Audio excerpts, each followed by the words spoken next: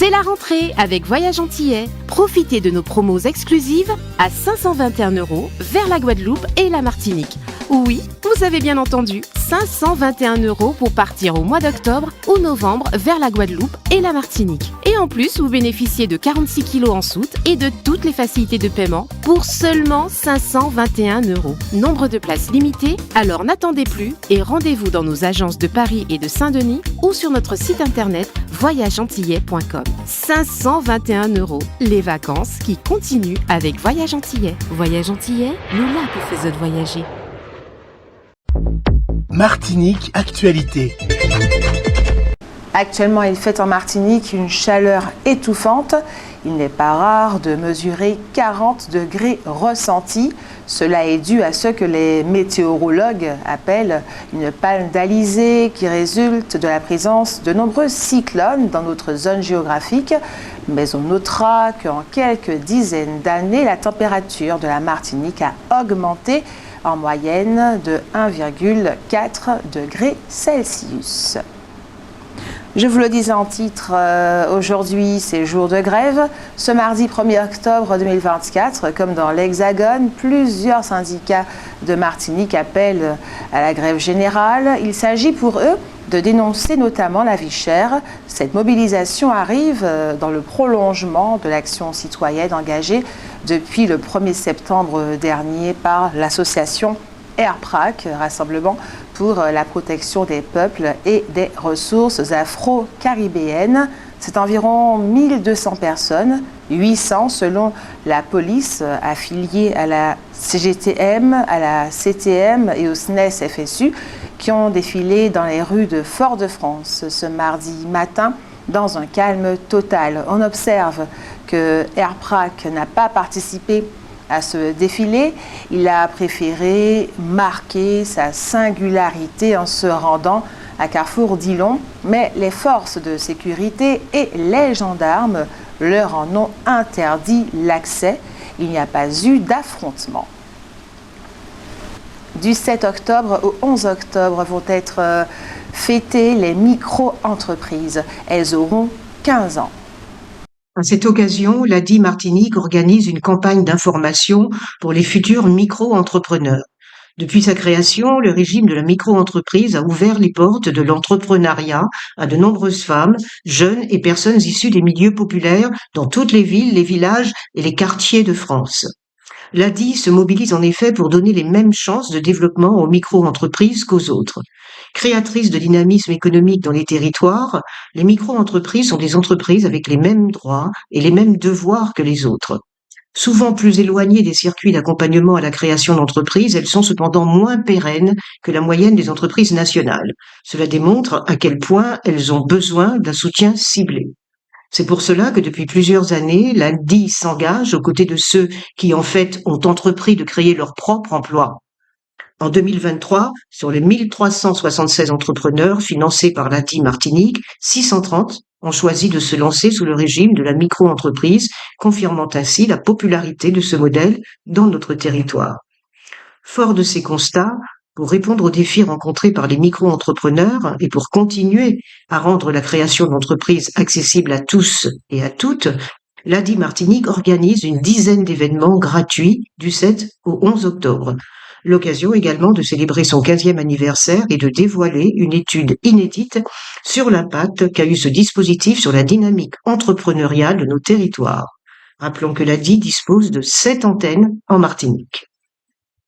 Concernant la mobilisation contre la vie chère, les discussions entre les acteurs économiques, les autorités politiques et le AirPrac devraient reprendre le 7 octobre prochain. Il ne fait aucun doute que les acteurs de ce mouvement de protestation ont été dans les rues ou en tout cas sur le terrain ce mardi 1er octobre 2024. Sur les réseaux sociaux, pendant 15 minutes, un journaliste hexagonal, Romain Molina, a affirmé que la gestion de la Ligue de football présidée par Samuel Perrault était catastrophique. Il a suggéré un certain nombre de malversations. Le président de la Ligue de football de la Martinique se propose d'intenter une action en justice contre ce journaliste, même si ce dernier insiste bien sur le fait qu'il ne s'en prend pas à M. Perrault personnellement. Selon que la CTM a mis en place une procédure d'indemnisation à l'intention des entreprises frappées par l'ouragan Beryl le 1er juillet. Un fonds exceptionnel de 500 000 € a été voté. Pour tout renseignement, rapprochez-vous de la collectivité territoriale de Martinique à l'hôtel de Cluny à Clairières. En France, bien que les citoyens soient attachés aux services publics, les impôts sont perçus comme un fardeau. Selon un sondage, 3 Français sur 4 s'opposent à une augmentation des impôts en dépit de leur importance pour financer l'éducation, la santé et réduire les inégalités. Le débat entre les libéraux qui prônent une réduction de la fiscalité et les socialistes favorables à une taxation plus élevée reflète ce paradoxe. Le manque de transparence sur l'utilisation des impôts crée un sentiment d'injustice, surtout lorsque les contribuables estiment ne pas en recevoir les bénéfices attendus. Ce mécontentement est partagé par les riches comme par les classes moyennes qui se sentent particulièrement taxées. Un sondage Ipsos de 2023 révèle que 55% des Français jugent les impôts excessifs et la majorité estime qu'ils contribuent plus au système qu'ils n'en bénéficient réellement. Pour 89% d'entre eux, la solution pour réduire la dette est de diminuer les dépenses publiques plutôt que d'augmenter les taxes tant que l'État ne montrera pas plus de rigueur budgétaire. Aujourd'hui, mardi 1er octobre, c'est la journée du cacao et du chocolat, une filière relancée en Martinique par Cora Bernabé en 2015. La Caisse générale de sécurité sociale de la Martinique innove avec son nouveau concept d'agence itinérante dénommé Caravane des droits. Elle a pour objectif d'offrir aux populations éloignées et fragiles du territoire martiniquais un accès simplifié à leurs droits sociaux. La première édition aura lieu ce vendredi 4 octobre 2024 de 8h30 à 13h à la salle des fêtes et à la médiathèque de Basse-Pointe. Environ 80 assurés sociaux, en particulier ceux qui sont éligibles à des dispositifs tels que la complémentaire santé solidaire, l'allocation de solidarité aux personnes âgées ou la pension de réversion, pourront être reçus par des experts de l'assurance retraite, l'assurance maladie et la mutualité sociale agricole de la CGSS. Les assurés de ces secteurs seront donc informés sur leurs droits sociaux et leurs démarches seront facilitées. Notons que la CGSS Martinique propose également aux travailleurs indépendants touchés par les inondations un délai de paiement de leurs cotisations.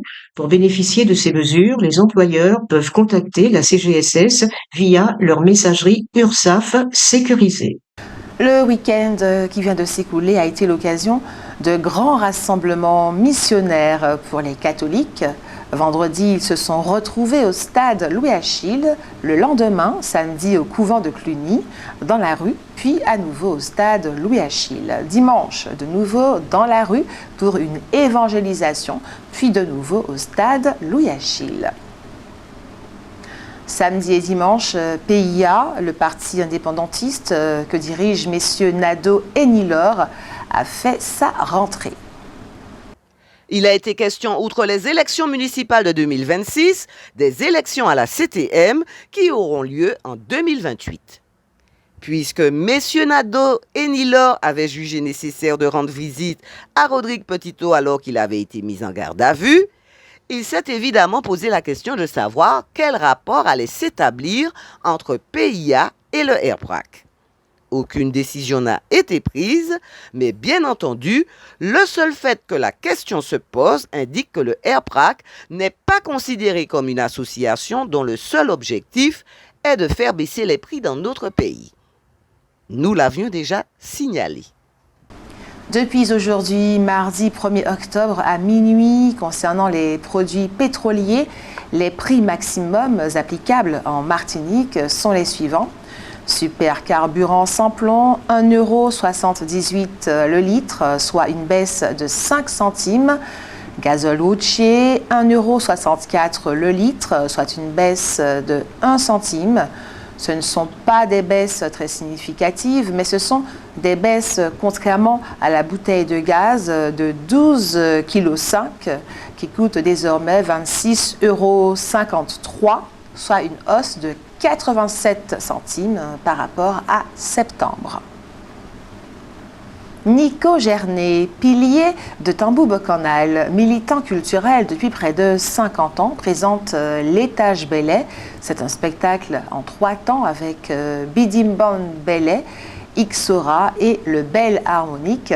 Au programme, Belay acoustique, évolutif, symphonique avec 40 musiciens et danseuses sur scène. Un concert qui fusionne tambour Belay, conque de lambi, instruments électriques, cordes et soufflants. Ce sera le samedi 5 octobre à 19h30 à la salle Aimé Césaire. Dans le secteur aérien, sur notre territoire, la concurrence est vive. Ainsi, la compagnie Winair se positionne sur les mêmes destinations qu'exploitait Air Antilles. Cette compagnie relie déjà Saint-Martin et la Dominique à Fort-de-France.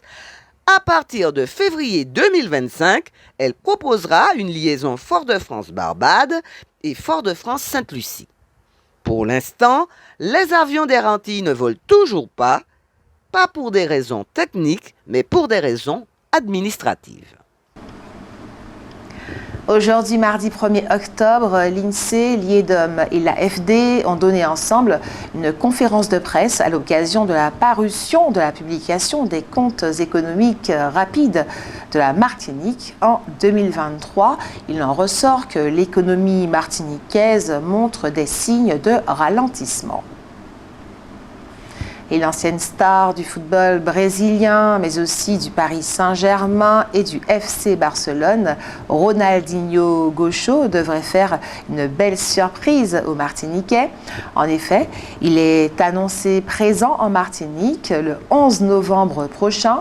Il devrait participer à un match de gala avec des légendes du football et des artistes martiniquais au stade Pierre-Aliquer à Dillon, à Fort-de-France.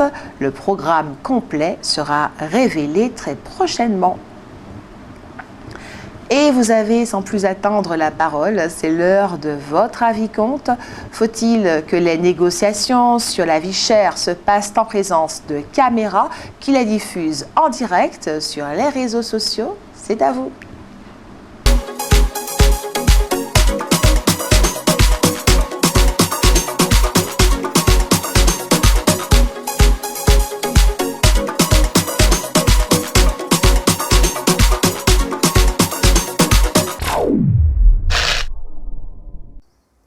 Faut-il que les négociations sur la vie chère se passent en présence de caméras qui les diffusent en direct sur les réseaux sociaux? Oui, je suis d'accord. C'est pour que les gens sachent ce qui se passe dans le pays. Ça aurait été bien, à mon avis, ça aurait été bien pour que les gens sachent ce qui se passe.